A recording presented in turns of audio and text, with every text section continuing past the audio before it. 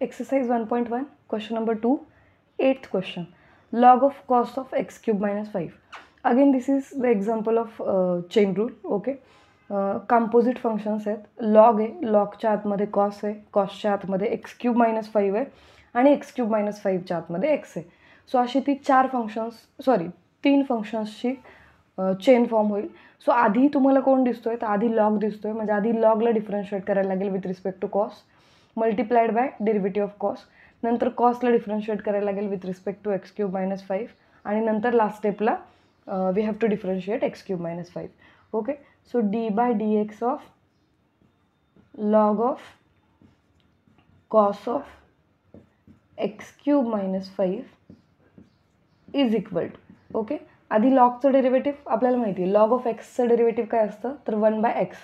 तसंच log of कॉसचं derivative काय येणार, 1 by cos and the inside function as it is x cube minus 5 multiplied by d by dx of cos of x cube minus 5. Okay, so it is equal to 1 by cos of x cube minus 5 multiplied by cos चं derivative with respect to x cube minus 5. लक्षात घ्या, cos of x चं derivative असतं minus sine x, but इथं cos x नाही आहे, cos of x cube minus 5 आहे, म्हणजे अँगल तुमचा एक्स क्यूब मायनस 5 आहे. सो डिफरन्शिएट करताना कॉसचं डेरिव्हेटिव्ह मायनस साईन आहे, पण त्याचा अँगल काय येईल, तर तो एक्स क्यूब मायनस 5च येईल आणि मग तुम्हाला मल्टिप्लाय करायचं आहे त्याला by d x of x cube minus 5. ठीक आहे. So minus sine x cube minus 5 आणि आता मल्टिप्लाय करा derivative of x cube minus 5ने. Okay. So it is equal to 1 by cos x cube minus 5 into minus sin x cube minus 5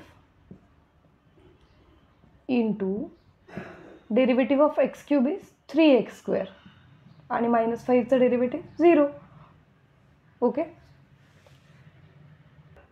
So the final answer is 1 by minus sin x cube minus 5 divided by cos of x cube minus 5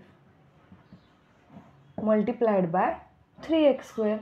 That is, now sin by cos is, we know that sin by cos is tan, so minus tan x cube minus 5 multiplied by 3x square. This is your final answer.